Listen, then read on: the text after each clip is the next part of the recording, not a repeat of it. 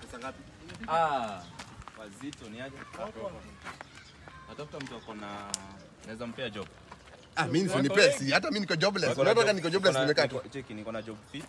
Nataka mtu mwenye ako qualified. Niko qualified. Qualification ni nani? Nataka DL, helmet 2.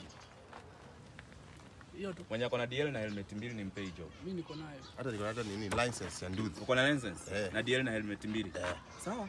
Twende. Wapi? Nataka tufikishe tu hapa shopping. Tukudunge hiyo chwani.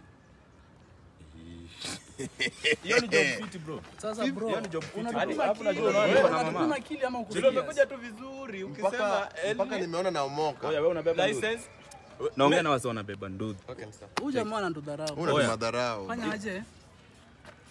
Alikuja aje? Sijui. Hebu tuamue kitu. Enda huko Atuende hivi. Oya. Niko na mama.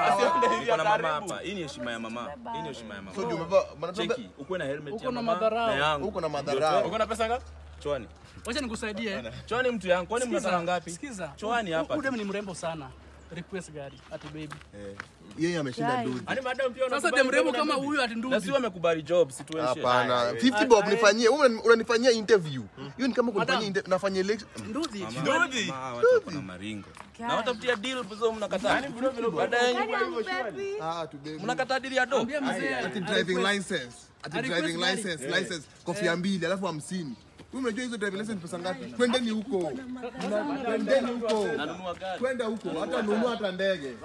Ukinunua gari unanunua ndege. Kwenda huko. Pesa madam. Si wa Chwani. Huyu jamaa ana kiburi mingi. Na ni kama